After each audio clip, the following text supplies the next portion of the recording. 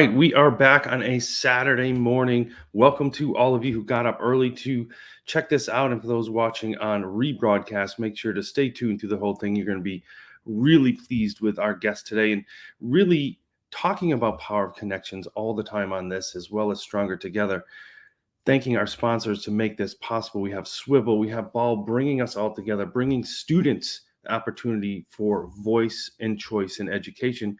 And it really speaks to our next guest here, who is living in a whole nother country, a whole nother time zone, but yet we're able to come together because of our sponsors, because of these great platforms, and learn about her work and all that she does to support education. So it is my pleasure to welcome in best-selling author Melissa Dean. How does that sound? Good morning. It sounds pretty wild to me, actually. Yeah, so you're back in time, right? You're an hour behind Eastern time. I'm We here 9 o'clock are. at Eastern time, just outside of Boston. And tell us a little about yourself. Where you coming from?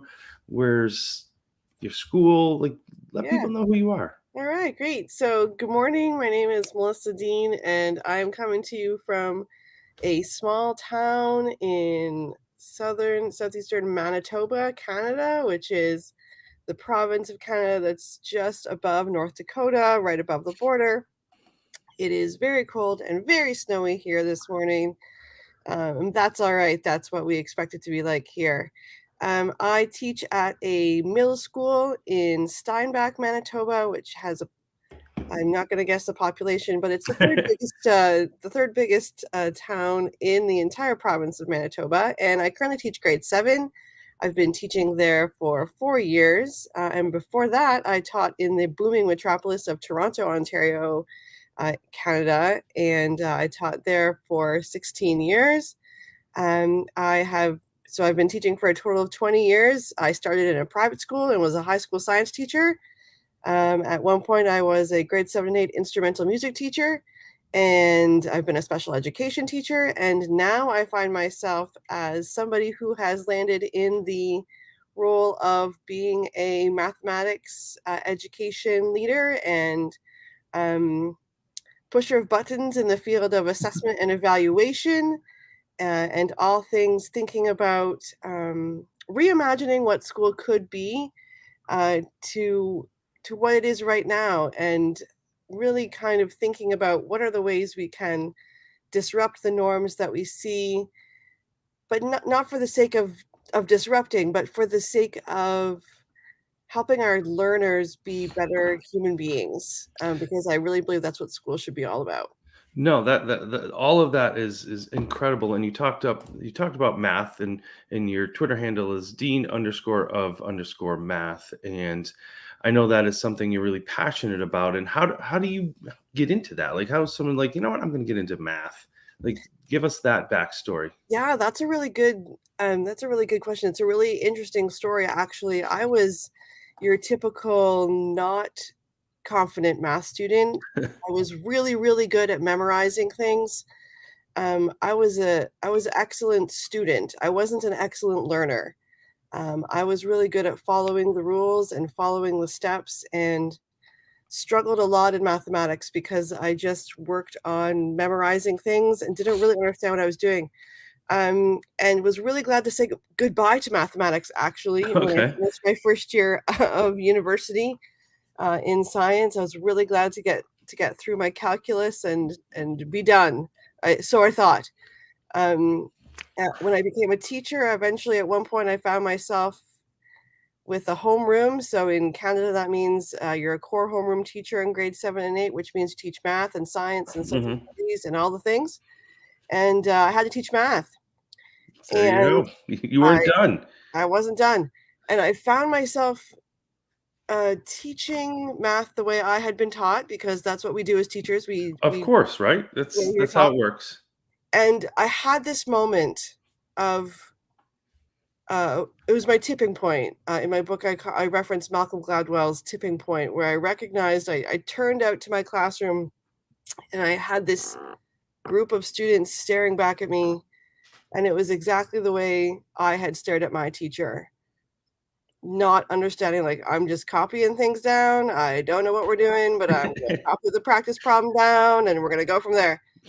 And I realized that there had to be a totally different way to teach mathematics than what was happening in my classroom. And so, despite my own personal history with mathematics, I decided, yeah, I had to find it what this better way was. And so I just simply set about on my own journey of learning and research and reading and encountered the works of Joe Bowler to start, and Sunil Singh, and discovered that mathematics was not what I thought it was. Um, Okay. and so ever since then, I've just been on this journey to help other people and to help my students see math in a whole different way. So And that I is think why. not even math from No, what I gather, yeah, because this was a big week for you. This was a big week. We had this puppy come out this week, Unravel School, Imagine Classrooms, Reinvent Assessment, and Revive Learning. So you took going from trying to shift mathematics to shifting schools. That's quite a jump. So tell us about the book. That sounds super exciting. Let's unravel some stuff. yeah, that is the next big jump that I took. Yeah, I did start out with math, and that's what I love to talk about. But yeah, you're right. I've taken on sort of school as a whole thing. And I recognized as I was writing the book that we school is sort of held together by a bunch of threads of instructional practices and classroom management and assessment and evaluation. And I recognized just through my conversations and working as a coach and as a mentor and talking with my administration that we're pretty comfortable talking in the realms of classroom management and instructional practices, but really the thread that we need to pick at when it comes to the system is assessment and evaluation. Sure. Because what we believe about assessment and evaluation really is the core philosophy of how we teach. And so the book came about really when I had that sort of thought, like we need to start talking about the elephant in the room because nobody wants to talk about how we get grade. Like we're starting to have conversations about grades.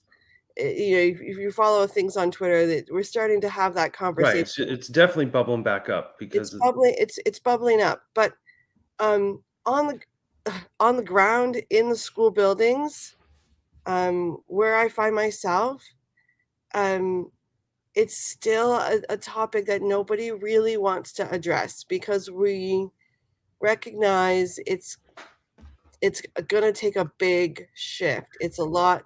It changes the way we think about teaching and learning. When you change the way you think about assessment and evaluation, moving away from grades, marks, ranking, sorting, categorizing kids to this is a thing for my learners and for me to know where they need to go next.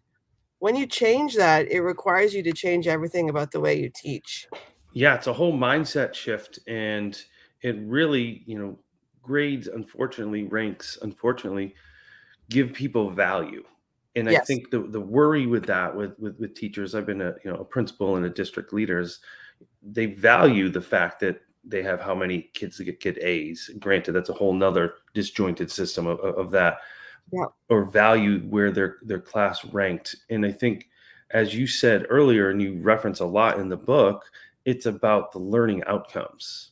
Yeah. And that's where, when we talk about after graduation and jobs, it's the impact you have in your job, not the grade. Nobody's asked me what my grades were at Boston College. Yeah. Like no one has yet to say, "Well, how'd you do in the curriculum and assessment class?" Yeah. No, got a job as a curriculum director, Yeah. and I think it's what you can bring to it. And how would you, really start that conversation with school leaders?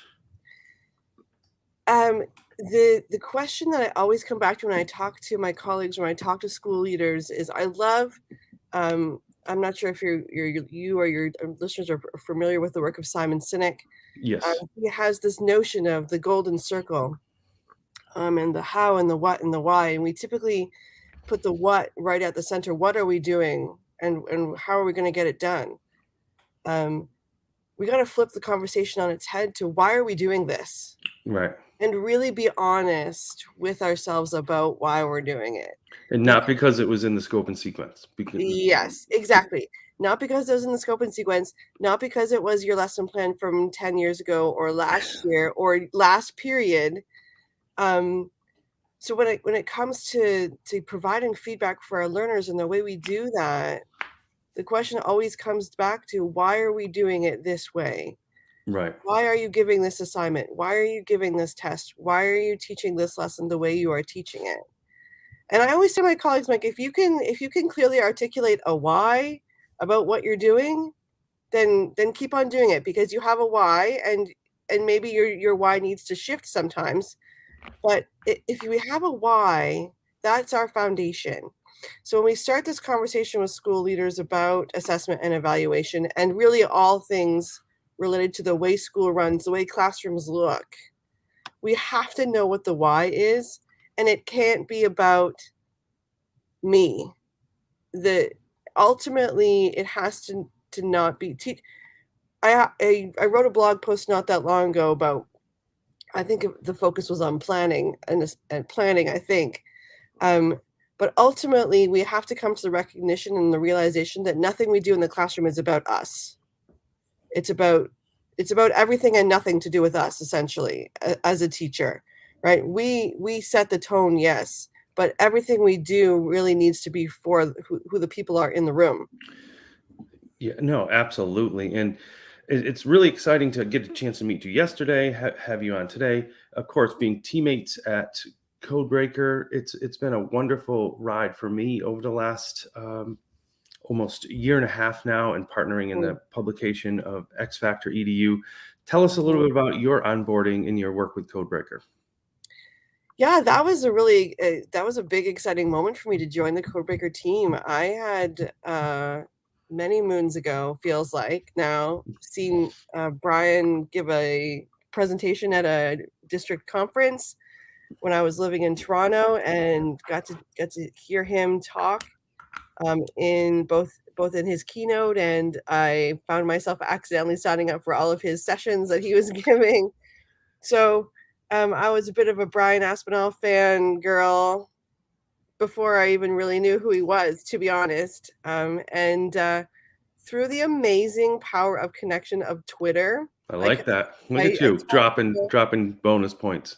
absolutely, the connections of Twitter. This is as a sidebar, whenever I meet new teachers, especially young teachers coming up in their career, either just starting out or doing their teacher education, best PD in the world is to get yourself a Twitter account and get connected with some people on Twitter because that is the place where I have done the most professional learning and met the most amazing people. And so that is how I got connected with Codebreaker. Brian actually reached out to me and said, "Hey, do you want to write a book?" And I said, "Yeah, you're speaking my language," because he was, Nice. "You want to write it about math and assessment and evaluation, but mostly about math assessment and evaluation?" And I said, "Have you read my mind? Did you read Yeah. this piece that's Or he already on probably my read your computer?" blog and watched Yeah. some things you do. And that conversation, as we said, started with publishing the book. And then this week, this graphic came out. Tell me what you feel when you see this. Oh, Like that how amazing is that? that is just beyond my wildest, um, imagination for writing a book. When I wrote it, and even now even now after seeing that graphic, my heart says, Oh, you mean this graphic? "Yeah, that one?" My heart says, "If one person reads my book and reflects on what I've said and finds those words moving them towards thinking about school in a different way, then then I have been successful." That is, the small things of, do I hope lots of people read my book Sure. No, I understand. and reflect on it, and do I hope it is the beginning of change for so many people? Absolutely. But, if one person reads it and is changed, then I feel like I have fulfilled part of my calling. So Well, let me break you the news. More than one people are reading it if you get that graphic for sure. So besides obviously all the great things you just mentioned, and an author and somebody who's unraveling school. Besides loving coffee, you have a podcast. Is that correct? I Called The Dean do. of Math. And you talk about coffee, you talk about math, you even have a place on your link tree to buy you coffee. Tell us about your blog and your obsession with coffee. My obsession with coffee, yeah. I love blogging is how I got started when I recognized I was like, I have things I need to say, and started my blog, and found my voice really, and that was where it started. I do love coffee. I do love making and learning, and coffee is a way to make connections with people. Awesome. And I'm so passionate about talking with other people and sharing and learning together, and through the course of my, um, teaching career, doing that over a cup of coffee, there's nothing that makes my heart sing more than sitting down with an educator, colleague, leader, principal, superintendent, whoever I get the chance to sit with over a cup of coffee, and share and reflect. Nice. And so I started my podcast Yeah. with the attention. They're very short episodes. I know teachers are busy, busy, busy people. So is it where do you find the podcast? I see this nice little image here. Where can people Yes, find that? you can find it on Spotify. Excuse me. It's an Anchor podcast, Sweet. so you can find it on Spotify. Also, I think it's on Google Awesome. And Play you know as where well. else you can find it? Check out the link tree right here, Yes. link tree at Dean of Math. You can find all the links for the podcast and the blog and Twitter. It's wonderful. And Okay, how thank has podcasting helped you get your voice out there as well? Because it's a whole different medium. It is a whole different medium, and again, because I love this notion of having a conversation with somebody over a cup of coffee, and maybe dropping in a little bit of, an idea that's gonna stick in someone's head. That's really what I wanted my podcast to be, 2 to 3 minutes sort of, um, conversation starter, really, and I because, having a conversation, it's so much more, mm I wanna say personal than writing than just writing a blog. I wanted just to be able to take a few minutes out of my day, whenever I have a chance to sit down and I've got something to say, to just have a little space to record, and share my thoughts, my ideas, and have people be able to take that notion or that idea and just listen to it in 2 to 3 minutes and head back into their classrooms on their prep period or on a recess break or whenever they happen to Whatever. you know, and have something in their heads maybe to think about as they go ahead and do that. So, I love Well, all those mediums. Doing it is something that brings me joy to share with other people. wonderful. Well, so many great things to share, so many resources. Make sure to check out all of Melissa's information if you want to just jump up and check her out on Twitter. A lot of great resources there. And make sure today, if you don't do anything else, go check out Unravel School. It's a great read. It really makes you think, and it really the work that you put in there just starts with that mindset that you said, really Mhm, shifting and bringing people together, say, is this the reason we should be doing something? mhm, And what I liked that you said today, it's not just about the why. It's not like why are you doing something. You added, why are you doing it this way? And I think reading your book, listening to everything that you contribute, I think that really is going to resonate with people. But before I get you out, I always ask our guest last question is, mm, what does stronger together mean to you? mm.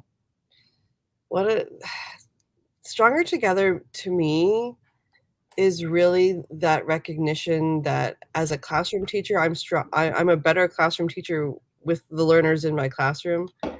I'm a better colleague when we are open and honest and having conversations together, those hard conversations. That's how I think we get stronger. We're stronger together when we're willing to ask those whys and have those hard and courageous conversations. That's what moves us forward as people. It's what moves us forward as learners, and I think it's what moves us forward as educators. They're not It's not easy to have those conversations, and when I'm looking at your little book graphic of the being woven together. Yeah. But to do that, to weave together, there has to be tension. There we go. There has to be A larger version. I got you. for things to weave together like that and to hold together. We can't hold together like that if we're just collegial and friendly. We can only hold together if we're open and honest and have those tough conversations to hold together as a rope. So that's what comes to mind for me when I think about stronger together. Well, that is wonderful, and thanks for spending a few days with me on the Codebreaker Innovator Lounge yesterday, My here pleasure. together on the Stronger Together podcast, sharing your work, sharing your ideas and your resource. So make sure to check out Melissa on all the platforms. Check out her book, and one of the things you said at the end, which is critically important about having those critical conversations in people, that we have to put we over me when we're talking about this field. So thank you for Absolutely. your work, Melissa, and thank you all for listening. Tune in and some more amazing guests coming up in the next few weeks.